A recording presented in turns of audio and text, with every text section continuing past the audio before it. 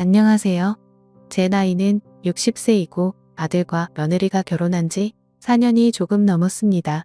결혼 4년이라면 아직까지는 서로 알콩달콩깨가 쏟아져야 할 시기인데 아들과 며느리 사이에는 입에 담고 싶지 않은 일들이 참 많이 일어났습니다. 아들도 내 자식이고 며느리도 내 자식인데 그 일들을 지켜보면서 얼마나 마음이 아팠는지 모릅니다. 지금도 그 일들을 생각하면 잠을 자다가도 가슴이 답답해 가슴을 여러 번 내리쳐야 답답한 가슴이 풀리곤 합니다. 며느리는 나의 둘도 없는 친구의 딸입니다. 그 친구와 저는 어릴 적부터 한 동네에서 살았고 학교도 고등학교까지 쭉 같이 다녔습니다. 워낙 가까이 지내다 보니 친구라기보다는 자매와 같았습니다. 서로에 대해서 모르는 게 없고 얼굴 표정만 봐도 그날 기분이 어떤지 대충 알아차릴 정도였지요. 우리는 고등학교 때 약속을 했습니다. 우리가 결혼을 하면 각자 아들, 딸 하나씩 낳아서 둘이 결혼시키자고요. 그리고 손자가 태어나면 손잡아 주면서 손자 데리고 같이 놀러 다니자고요.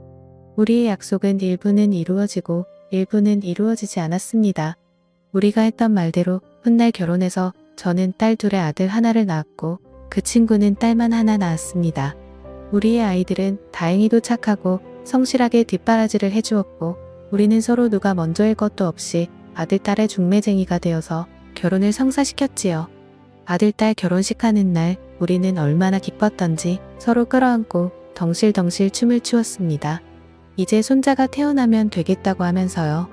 그런데 계획대로 되지 않는 것이 사람 인생인가 봅니다. 아이들이 결혼하고 3달 후 친구와 친구의 남편은 교통사고로 둘이 나란히 세상을 떠났습니다. 상갓집을 다녀오다가 나서 문상하고 오는 길에 졸음운전을 해서 사고가 났다고 했습니다. 친구 사고 소식을 듣고 병원에 갔을 때 이미 친구는 숨을 거둔 상태였습니다. 병이라도 앓다가 떠났으면 그렇게까지 충격적이지는 않았을 겁니다. 그 친구의 갑작스런 죽음에 얼마나 황망하던지 장례식이 끝날 때까지 눈물도 나지 않았습니다. 친구를 수목장에 뿌리고 집에 온 그날 저는 몸살을 앓으며서 꼬박 이틀을 앓아누웠고 정신을 차리고 나니 내 옆에 친구가 없다는 것이 현실로 와닿았습니다. 그제야 저는 그동안 참아왔던 울음을 다 쏟아내었습니다. 하늘도 원망하고 먼저 간 친구도 원망하고 그러다가 살아있는 나도 이렇게 힘든데 모든 것을 두고 떠난 친구는 얼마나 힘들까요? 친구 생각에 가슴이 미어졌습니다. 울고 또 울면서 하늘 토해내듯 하늘에 있는 친구에게 말했습니다. 네 딸 우리 집에 보내주어서 고맙다. 네 딸은 내 딸이나 마찬가지니 내 아들보다 더 네 딸을 아끼고 사랑해주마. 나중에 손주가 태어나면 꼭 외할머니 얘기를 들려줄 것이다.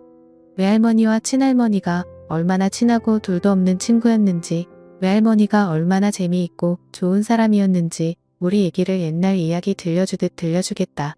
친구에게 얘기하면서 그 약속을 꼭 지키게 노라며 저는 다짐하고 또 다짐했습니다. 그런데 친구에게 참으로 볼 면목 없는 일이 일어났습니다. 친구가 떠나고 2년 후 자식보다 만큼이나 애틋한 며느리가 얼굴이 퉁퉁 부어서 저를 찾아왔습니다. 둘이 막 지난 아이를 업고서요. 얼굴을 보니 분명 지난밤에 울고 또 운 것 같았습니다. 심상치 않은 느낌에 가슴이 철렁 내려앉았지요. 저는 왜 그러냐고 묻기 전에 차 한 잔을 내왔습니다. 며느리는 차를 한 모금 마시더니 또 눈물을 툭 쏟아냈습니다. 속에 고인 눈물은 다 쏟아내어야 병이 안 된다 싶어서 저는 아무 말도 안 하고 며느리 등만 쓸어내려주고 있었습니다. 눈물만 흘리다 서름에 복받쳐서 소리내서 울다가 나중에는 속에 있는 눈물을 다 쏟아냈는지 얘기를 꺼내더군요. 신랑한테 다른 여자가 있어요. 그만두라고 했는데 점점 더 깊어지는 것 같아요. 아무리 얘기해도 듣지를 않아요. 저 어떡하면 좋아요. 너무 힘들어요. 혹시나 했는데 나쁜 예감은 그대로 현실이 되었습니다. 제 심장이 엄청 쿵쾅거렸지만 저는 티내지 않으려고 애쓰면서 물었습니다. 어떻게 알았느냐고요. 며느리 말로는 아들이 다른 여자와 바람이 난 지 꽤 오래됐다고 했습니다. 처음에는 눈치를 못 채고 있다가 어느 순간부터 아들이 카카오톡에 올려놓은 가족 사진들을 다 삭제하더랍니다. 마치 결혼을 안 한 사람처럼 혼자 있는 사진만 계속 올려서 느낌이 이상했다고 하더군요. 그 후로 며느리가 아들을 유심히 관찰하게 됐는데 옷 속에 가려져 보이지도 않는 털을 없애기 위해서 병원에도 들락거렸는데 알고 보니 은밀한 부위에 난 털까지 레이저로 싹 없앴다고 했습니다. 그 모습을 보고 며느리가 너무나 놀라서 바람이라도 난 거냐고 물었더니 아들이 펄쩍 뛰면서 바람은 무슨 바람이냐며 요즘 그게 유행이라서 털을 없앴다고 말했답니다. 머리털은 유행 따라 기를 수도 있고 빡빡 밀어버릴 수도 있지만 그곳의 털을 없앤다는 말은 처음 듣는 소리라 참으로 괴상스럽다 생각이 들었습니다. 그래서 현장을 잡았느냐, 뭐하는 사람이냐, 가정은 있느냐 물어보니 상대는 커피숍을 하고 있는데 가정이 있는 여자이고 아이도 있는 것 같다고 했습니다. 현장을 잡은 것은 아니지만 평소에 아들이 전화기 여는 방법은 눈여겨봐두었다가 전화기에 저장되어 있는 사진과 동영상을 다 확인했다고 했습니다. 어떤 사진이 있고 어떤 동영상이 있더냐 물으니 며느리는 따로 저장해 두었던 사진과 동영상을 열어서 보여주었습니다. 정말 낯이 뜨겁고 죄를 짓는 것 같아 끝까지 쳐다보고 있을 수도 없었습니다.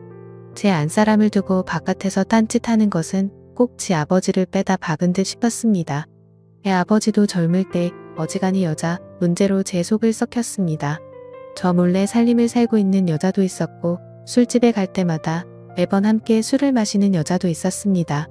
술집에 있는 그 여자는 남편이 술이 취해서 몸을 가누지 못하자 우리 집까지 당당하게 찾아와서는 안방이 어디냐고 묻고 술 취한 남편을 안방까지 들어와서 눕히고 갔습니다. 그러고는 남편을 여보라고 부르면서 내일 보자고 하더군요. 어찌 그리 뻔뻔스러운지 그걸 보고도 당시에는 등신처럼 남의 남편에게 그게 무슨 말인지 한마디도 하지 못했습니다. 그런데 술집 여자를 만나는 것은 얼마 못 가 시들해졌고 진짜로 바람 피는 여자는 같이 살림을 사는 여자였습니다. 여자가 생기고 난 후 남편은 집에도 잘 들어오지 않고 거의 그 여자 집에 살다시피 했습니다. 시장에서 장사하는 여자라는 소리를 듣고 물어가며 찾아갔더니 대낮부터 둘이 역겨운 짓을 하고 있었습니다. 설마 하다가 현장을 직접 보고 나니 세상 살고 싶은 마음이 하나도 없었습니다. 그때 죽어버리려고 잘못된 생각도 했었지만 사람 목숨이 질겨서인지 친구를 잘 둔 덕분인지 지금은 하늘로 가버린 그 친구가 저를 제일 먼저 발견하고 어디서 손수레를 하나 끌고 와서는 나를 태우고 병원까지 힘닿는 만큼 달려갔습니다. 그때 기억으로는 정신줄 놓지 말라고 죽으면 안 되니까라고 계속했던 것 같습니다. 결국 그 당시 위험한 고비를 겨우 넘기자 친구는 무작정 그 여자한테 찾아가서는 나 대신 그 여자 머리채를 뜯어놨습니다. 그날 친구 머리도 한 움큼 빠지고 그 여자 머리도 한 움큼 빠지고 두 여자가 싸웠다는 소문이 온 시장에 쫙 퍼졌어요. 그렇게 죽을 고비를 넘기고 나니 애 아빠도 정신을 차렸는지 어쨌든 집에 들어오지 않는 일은 없었습니다. 남편이 다른 여자를 만난다고 해서 하늘이 무너지는 것도 아니지만 그 비슷한 마음이 든다는 것을 그 누구보다 잘 알기에 며느리의 이야기를 듣고 나니 가슴이 미어지는 듯 했습니다. 제가 잘못된 생각을 했을 때 제 친구가 저를 살려주었듯이 이제 내가 내 며느리를 살려줘야겠다 생각했어요. 나는 며느리 손을 꼭 잡고 걱정하지 말아라. 조만간 끝내러 가자고 했습니다. 이런 외도는 길어봐야 좋을 것 하나도 없고 가만히 있으면 너를 만만하게 보고 서로 당연한 듯이 만나고 다니게 된다고 해. 내가 다 알아서 할 테니 너는 언제 만나는지 약속 장소만 알아내고 너는 내 뒤만 따라다녀라 했죠. 아들한테 들키지 않게 조심하고 일단 현장을 잡자고 했습니다. 며느리를 보내고 나는 이 일을 어떻게 할까 밤잠을 설치고 고민했어요. 그리고 이틀 뒤 주말에 약속이 잡힌 것 같다고 며느리한테 연락이 왔습니다. 나는 애는 시어버지한테 맡기고 같이 움직이자고 했죠. 주말 아침 일찍 며느리는 우리 집으로 왔고 우리는 차를 타고 아들 집 앞에 기다리고 있었다가 아들이 떠나는 것을 보고 며느리와 함께 아들 차 뒤를 따라갔습니다. 어떤 아파트 입구에서 여자 하나를 태우고 가더군요. 지 어머니가 뒤따라가는데도 그 녀석은 모르더군요. 1시간 정도 차를 타고 가더니 둘은 점심을 먹고 커피까지 마신 뒤에 모텔로 들어갔습니다. 나도 며느리와 함께 모텔로 들어갔어요. 아들의 차가 주차되어 있는 것을 보고 모텔 주인을 찾아갔네요.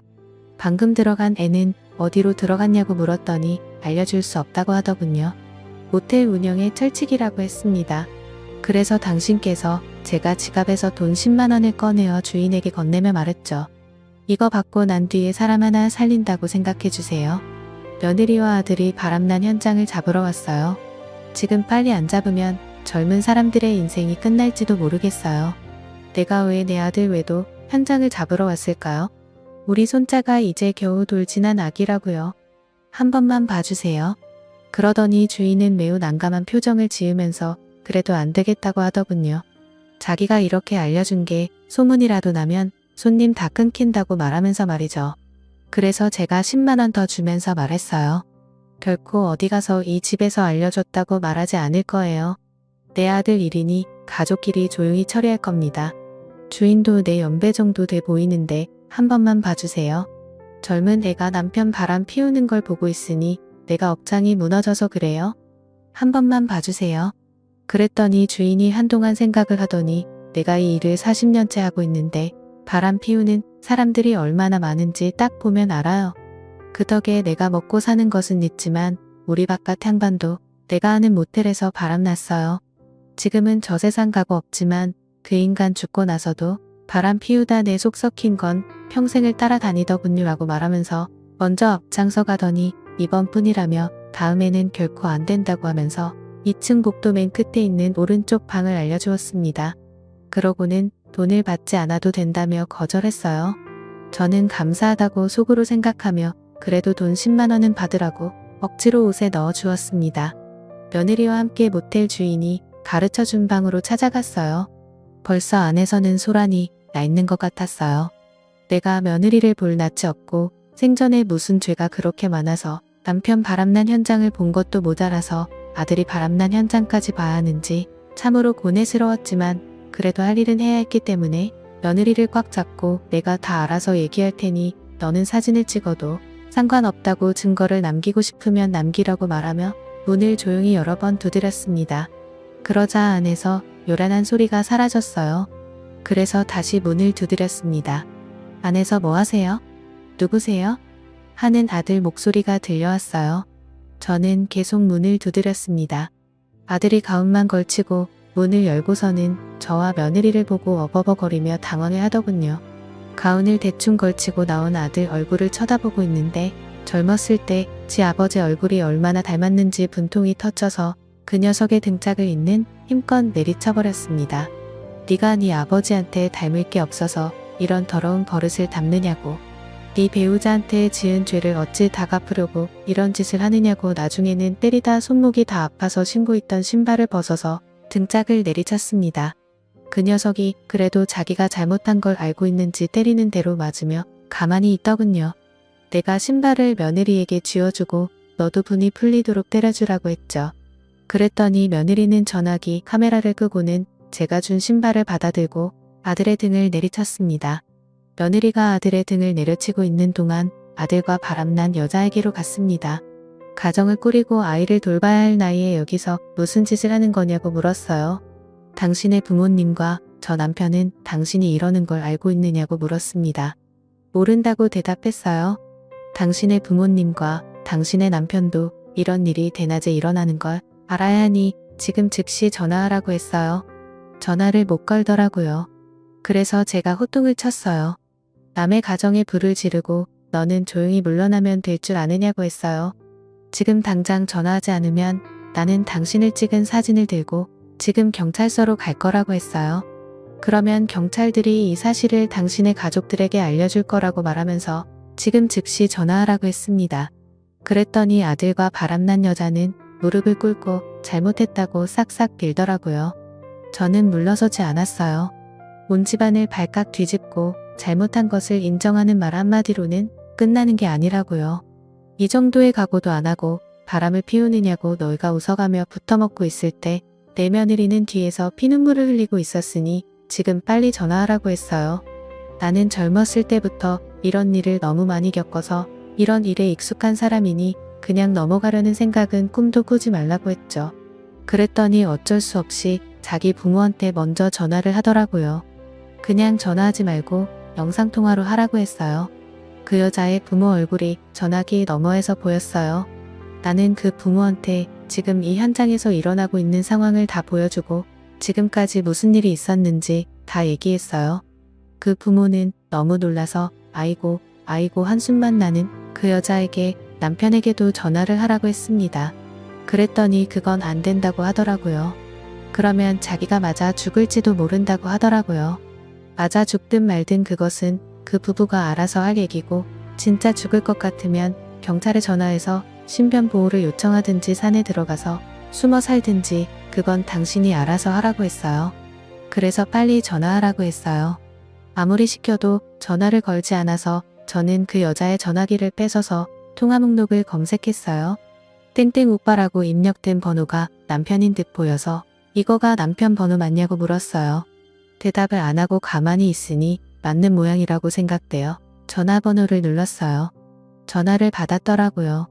지금 당신의 마누라가 모텔에서 다른 남자와 붙어 먹고 있으니 빨리 와서 당신의 마누라를 챙겨가라고 했어요. 처음에는 무슨 말인지 못 알아들어서 누구시냐고 그게 무슨 말이냐고 되물었습니다. 그래서 나는 누구인지 알려주고 당신의 마누라가 누구와 바람을 피웠는지 지금 여기는 어디인지 상세히 다 말해주었어요. 그래서 1시간쯤 후에 그 여자의 남편이 도착했어요. 그때부터 또 한바탕 난리가 났습니다. 결국 경찰까지 그곳으로 출동하게 되었고 경찰서까지 다녀온 후 사건은 마무리가 되는 듯 싶었습니다. 그렇게 경찰서에서 나오고 나니 그제서야 긴장했던 마음이 풀렸는지 온몸의 기가 빠져나가는 듯 힘이 풀려서 그 자리에 털썩 주저앉으셨습니다.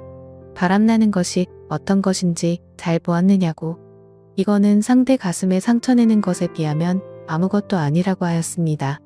엄마도 네 아버지 바람난 것에 상처가 너무 커서 죽으려고 했던 것을 먼저 갔니? 장모가 나를 살려낸 것이라고 누구 하나 죽어갈 듯 고통스러운 것이 바람이라고 말했습니다. 그렇게 믿었던 사람이 바람을 피우면 죽지 못해 살아 그리고 평생 죽는 것만큼 괴롭고 고통스러운 것을 왜 몰라? 한 사람과 결혼을 하고 가정을 꾸린다는 것은 상대방한테 도리를 지키고 배신하지 않고 살겠다는 약속이다. 도리를 저버리고 배신하는 순간 모든 것이 다 무너져버리는 것이다. 너는 네 배우자에 대한 도리를 저버리고 배신했으니 무릎 꿇고 사죄하라. 며느리가 너를 용서하면 나도 너를 용서하고 아들로 생각할 것이고 며느리가 너를 용서 못하면 나 역시 너하고 인연을 끊고 나는 이제 아들 없는 셈치고 살란다.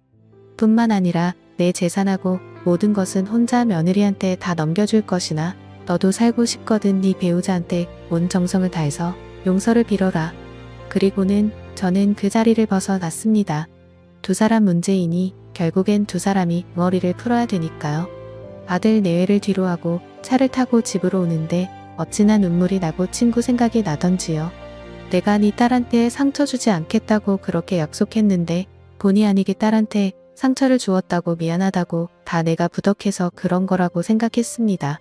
그래도 네 딸과 내 아들 앞으로는 마음 잡고 살 수 있도록 네가 하늘에서 도와주라고요. 이대로 끝나면 그 상처는 평생 가지만 둘이 힘을 합쳐서 살아가면 그래도 그 상처가 아물기는 한다고요. 네가 도와달라고 친구한테 부탁하고 또 부탁했습니다. 저는 그날 집에 와서 알아 누웠습니다. 온몸의 기가 다 빠져나간 것 같았습니다. 그리고 한 2주 동안은 잠잠했습니다.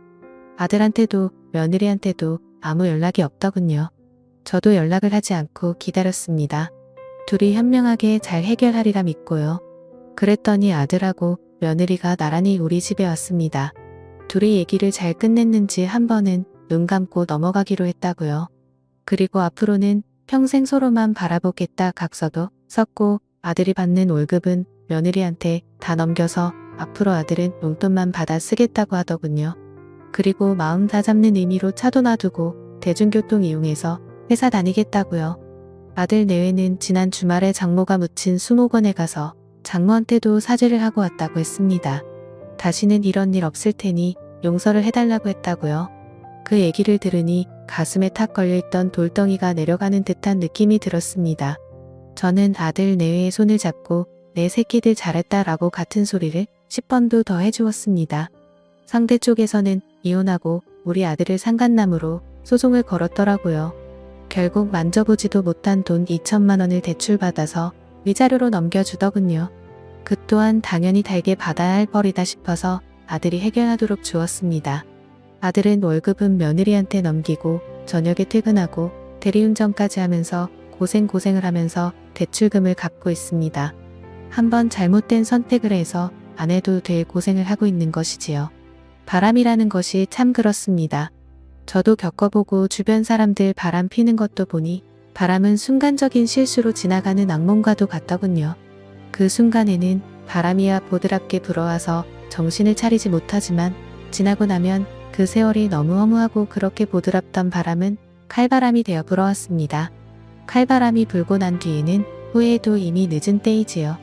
칼바람에 주변 사람들이 다 상처를 입게 되니까요. 그런 것도 모르고 불나방처럼 불길로 뛰어드는 사람들이 많은데 세상의 모든 사람들이 우리 아들처럼 어리석은 선택하지 말고 부디 자기 가족 챙기면서 잘 살기를 바랍니다. 감사합니다.